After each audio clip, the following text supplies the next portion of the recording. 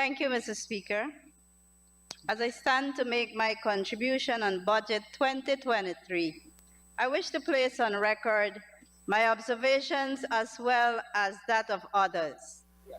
Perhaps, Mr. Speaker, the most underwhelming part of this budget are the measures. Some measures, Mr. Speaker, will have no impact on the current situation, as they are merely being continued.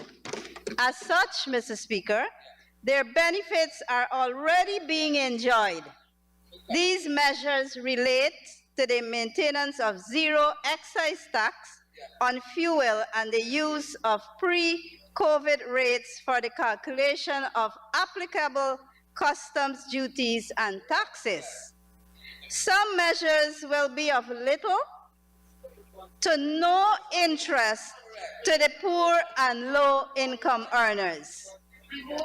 With the level of withdrawal expected from the Natural Resources Fund, Mr. Speaker, the government could have moved the threshold to at least $150,000, whilst keeping the 1/3 of the gross income.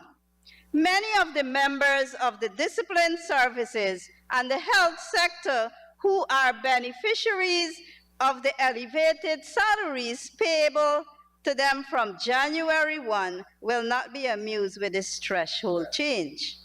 Mr. Speaker, the lack of originality in Budget 2023 is evident from the introduction, which bears an eerie resemblance of Budget 2028, if you look at the two. Not complaining, Mr. Speaker, just highlighting that appropriate recognition is due. However, Mr. Speaker, this seems to be a familiar pattern, as for example, the recent signing on an operational agreement for the Natural Resources Fund, without referencing that what was being signed was an updated version of the agreement signed in December 2019 between the former finance minister and the governor. Mr. Speaker, let me pause here now to examine the theme of this budget.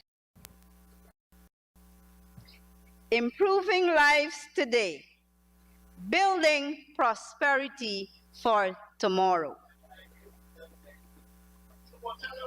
After reading this theme over and over and giving it a careful thought, Mr. Speaker, I ask myself the question, is this the case for the people of Caneview in Mocha?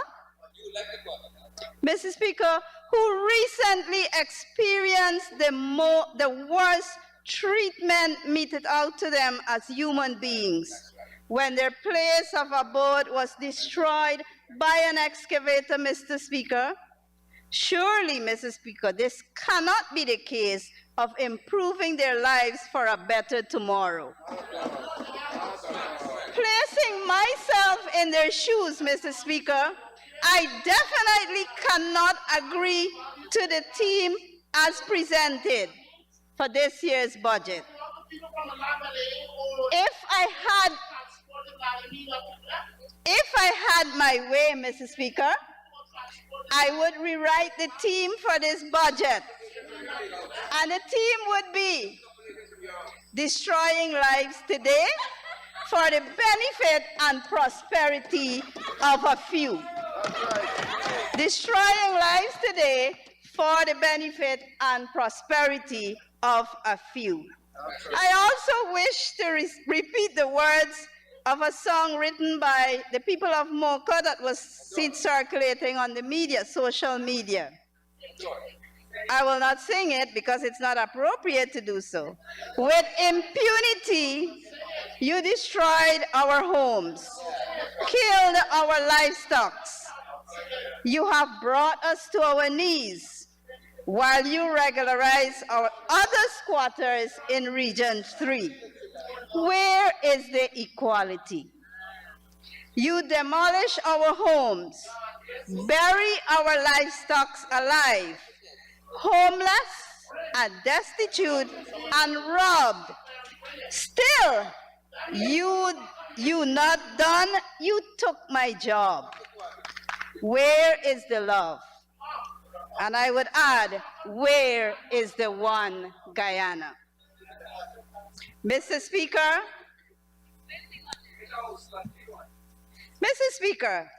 in his book entitled Reflection on Happiness and Positivity, pages 14, Mohammed bin Rashid Al Maktoum said, the Crown Prince of Dubai, because we are aiming to become little Dubai, who became the Prime Minister of UAE in 2006, when he was interviewed, said, he was asked the question, how much will he spend on happiness programs?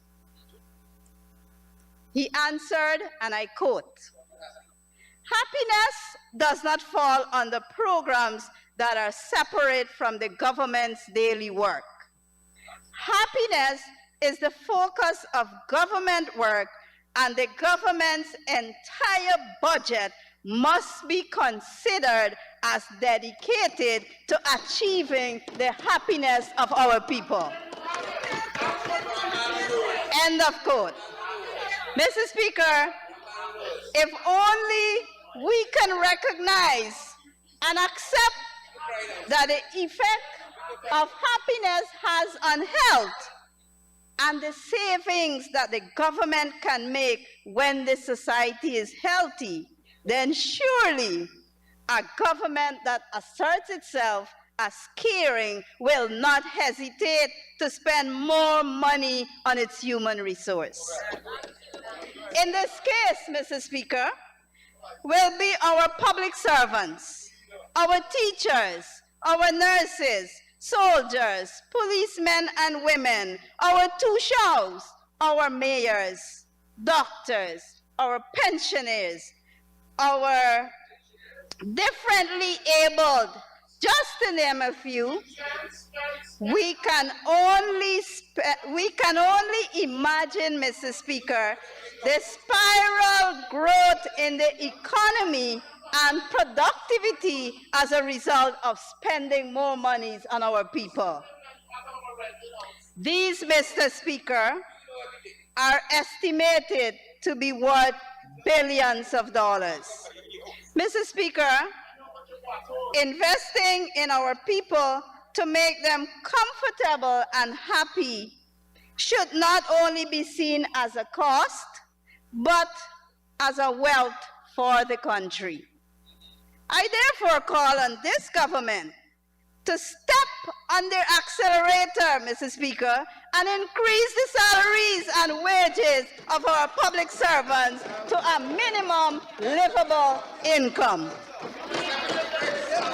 Mr. Speaker, monies should no longer be seen as a problem since the budget becomes bigger and bigger every year. The budget for this year is $781.9 billion. The only problem here, Mr. Speaker, is the PPP. Money is not the problem. The problem here is the PPP, who in their discriminatory and haphazard manner continues to dole out cash grant here and a cash grant there, here a cash, everywhere is cash grant.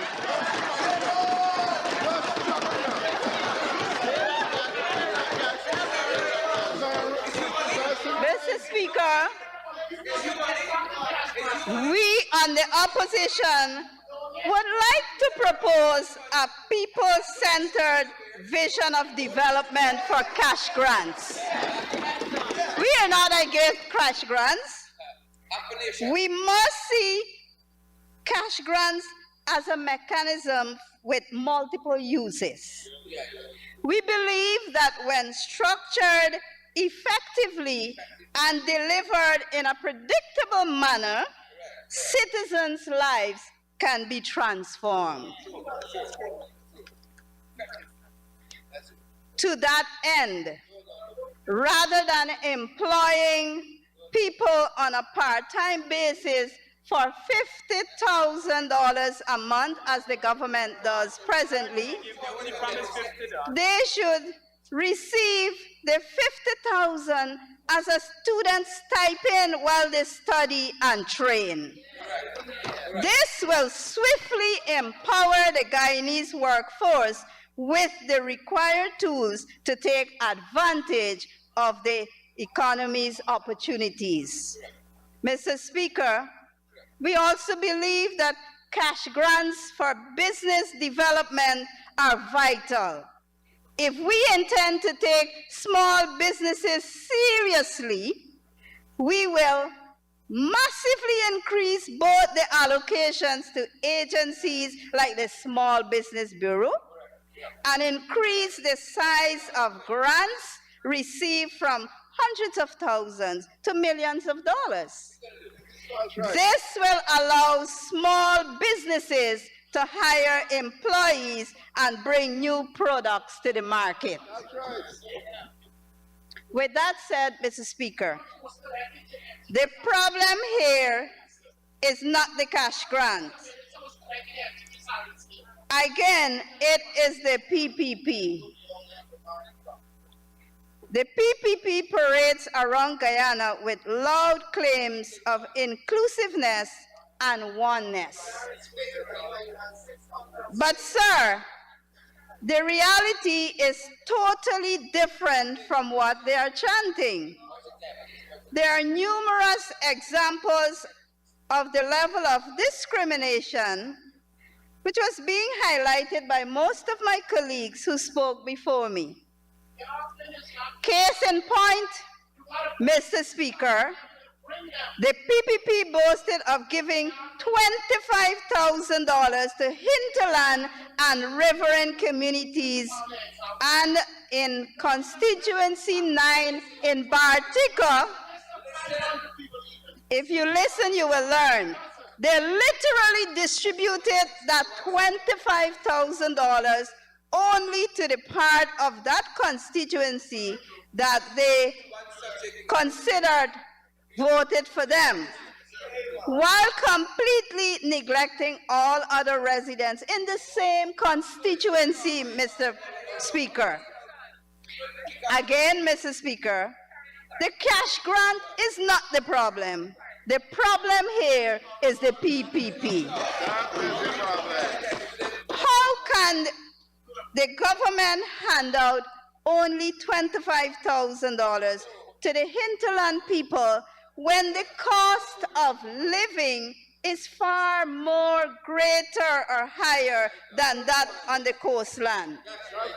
While those living on the coastland, I'm not saying that they should not have gotten it. Some of them got 50,000, some of them got 150,000, and some of them got more. Tell me, Mr. Speaker, how can this be one Guyana? I therefore say to this government, step on the accelerator and start distributing the resources of this country in an equitable manner to all the citizens. And I will not stand here and pretend it's just at the level of the central, Mr. Speaker, but it reeks also at the local level too. To date, not one single major project has been done in Bartica, Middle or Upper Mazruni, since the PPP took office. Mr. Speaker, the residents are left only to enjoy what the APNU-AFC did. Mr. Speaker, at this time, I would like to thank the APNU-AFC for all that they did for the residents of Region 7 as a whole. Thank you, Mr. Patterson, Honorable Member, for the power station at Bartica, the solar farm, the Bartica Stelling, the generator for Cameron. Thank you, Honorable Member Valda Lawrence, for the CT scan machine at Bartica Hospital, the extension of Camarang Hospital, which is yet to be furnished by this government. Thank you for the doctors' quarters that were built in Camarang, Jawala, Kako, and Philippi, who are yet to receive their residents' doctors unto this day. Thanks to the APNU-AFC for the Magistrate Court in Bartica. Thank you for the 21 three-bedroom houses that were built in the Upper Mazruni in villages of Waramadang, Kwebanang, Camarang, Warwata, Kako, and Jawala. Thank you for the new primary schools that were built in Parima, and my honorable colleague, Mr. Lee, can attest to that. Camarang, Imbaimadai, Kako, and Etrimbang. Mr. Speaker, I wish to remind this House and citizens of Guyana that we in the APNU-AFC, recognizing the wide gap between the hinterland and the coastland, began to establish radio stations, Mr. Speaker.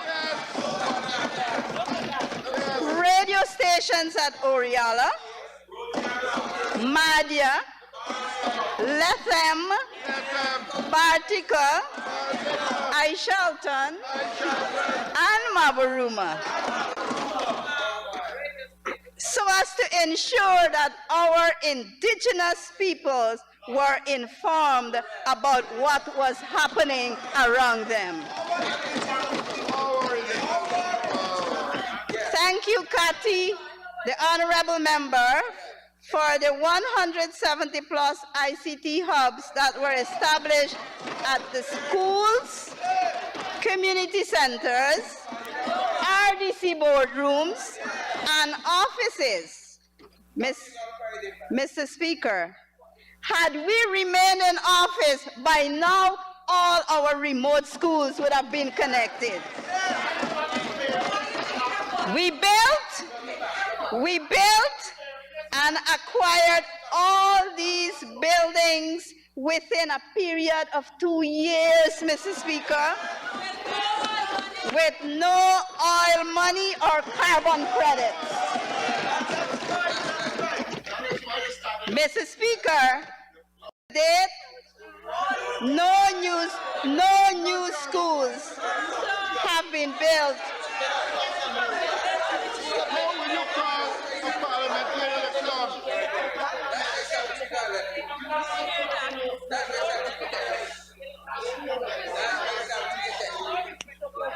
Mr. Speaker, I will repeat for that comrade.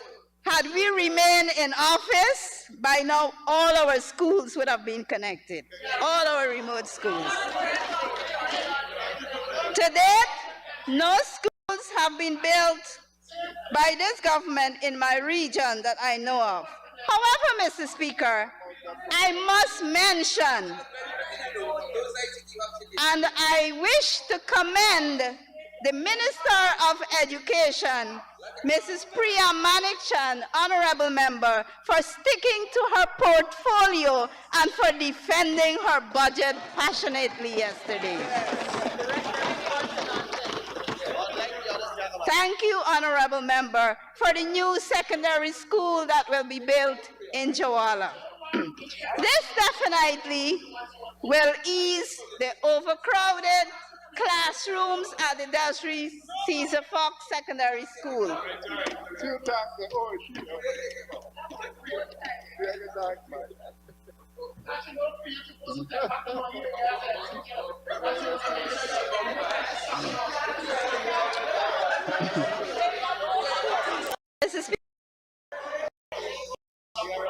I will repeat, this definitely will ease the overcrowded classroom at the Desiree Fox Secondary School and the overcrowded dormitories where students of grades 7 and 8 have to be accommodated in a separate building away from the complex, which can cause security concerns.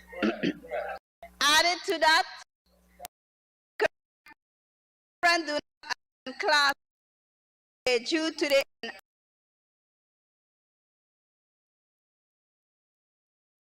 to accept honorable invitation, which this house, along with education. I also wish to mention this house, children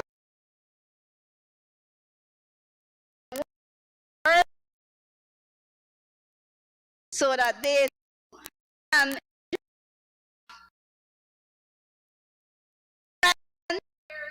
at present they would have to pass across the river to attend classes in a church building.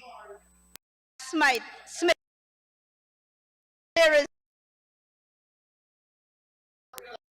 military block. On your accelerator and build a new school amenities for our indigenous children in this part of Guyana. Mr. Speaker, I can recall the Honorable Member Nigel Dharamlal during one of his budget presentations for 2021 or 2022, whichever is correct, when speaking about the road projects that were to be done in my region, pointing towards my direction saying, MP Hastings can now jump on her ATV and ride home to Kako from Camarang. 2 years have passed, Mr. Speaker, and I am yet to jump on my ATV to ride home. Mr. Speaker, I can go on with the list of projects that were promised in 2021 and 2022 budgets that have not been honored unto this day. Again, I call on the government to step on the accelerator and get busy with building proper roads and establish ICT hubs and provide every hinterland and remote villages with access to internet so that no indigenous boy or girl be left behind. I wish to note here, Mr. Speaker, the call for a new social contract, as was echoed in the theme used to observe the International Day of World's Indigenous People, and I state, leaving no one behind, indigenous peoples, and the call for a new social contract. Social contract, which is an unwritten contract, must be honored when it comes to our indigenous peoples. They too have a right, Mr. Speaker, as any other Guyanese, to enjoy the quality of life and economic security. To this date, the indigenous peoples of this land is still considered as the most vulnerable population when it comes to economic insecurity and sustainable development. A caring and a competent government will put in place systems to ensure that every citizen is protected or can recover quickly from economic crisis. In fact, Mr. Speaker, the rate of inflation can very well affect individuals who are living above the poverty line now. When suddenly they find themselves in economic crisis and poverty, should they experience a shock and are unable to recover. So we have to put systems in place to avoid same. At this time, Mr. Speaker, I wish to salute and recognize in this honorable house the two Shaws of the Upper Mazaruni who took the government to court 20 plus years ago to fight for their rights, for their ancestral lands to be recognized. I am so proud of them and wish to thank the attorneys and other persons or organizations who were involved in making this history. I remain a proud Akawayo daughter of that soil. The recent ruling of the High Court has empowered the Arikunas and the Akawayos and can now move forward in their consultations and discussions in the development of their lands. Mr. Speaker, the NTC conference was reconvened in 2022, but this time under a different circumstance. The indigenous members of parliament from the opposition side were not even extended the courtesy to attend. The former chairman of the NTC and other council members were nowhere present to do a proper handing over of which the NTC is accustomed to do over the years. Where is the transparency and inclusivity that this government is talking about, Mr. Speaker? Mr. Speaker, I also wish to rebut to the Minister of Agriculture, who stood in this house to say that 7,000 sugar workers were fired under the APNU-AFC. I'm asking him to lay the data that supports this figure. We need a data to support that figure of 7,000 sugar workers being fired under the APNU-AFC. Unless, Mr. Speaker, he is talking about the sugar workers that were fired prior to 2015, because we all know that some sugar estates were closed during that time. Mr. Speaker,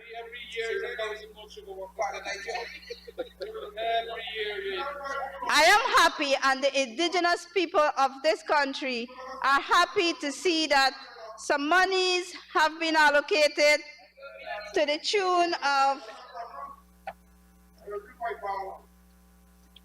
124 million for the celebration of heritage, 4.7 billion allocated for Amerindian development programs, and 2.7 for entrepreneurship and other programs.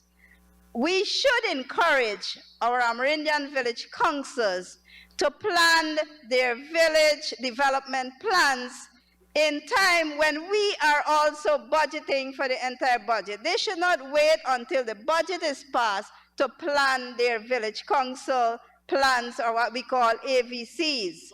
We must train our CSOs.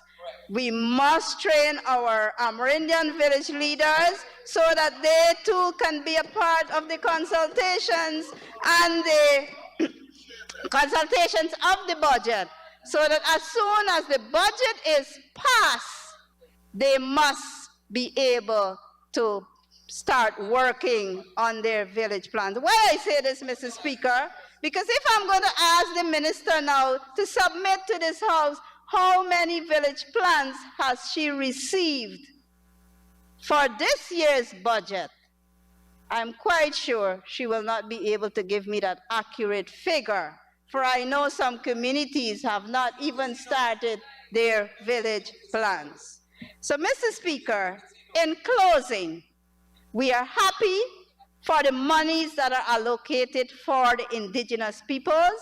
We're asking that they be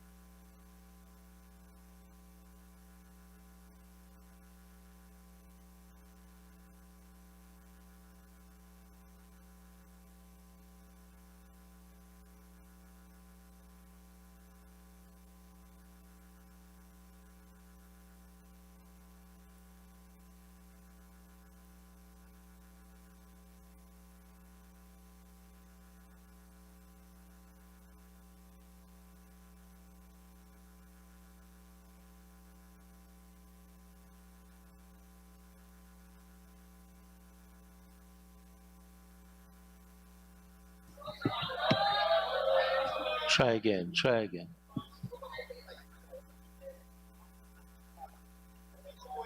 Normally when this happens, we have to check on the desk by the chief whip for the opposition.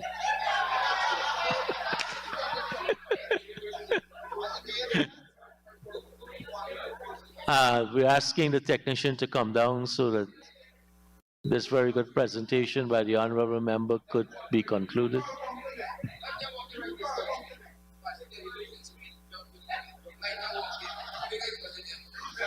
Testing, testing.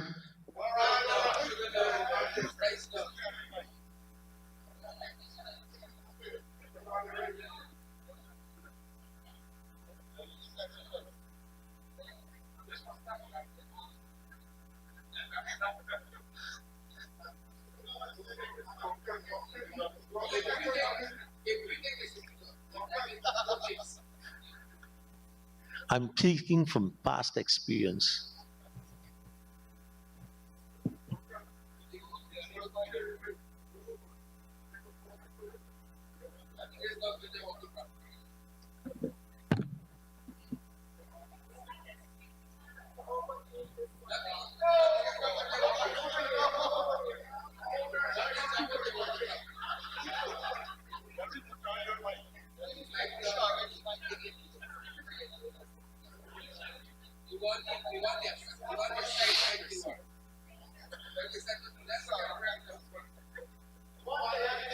This one. Testing.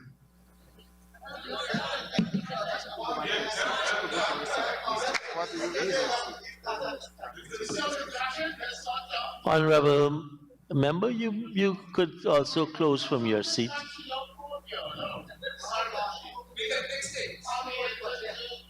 Go ahead, Honorable, go ahead. Thank you, Mr. Speaker.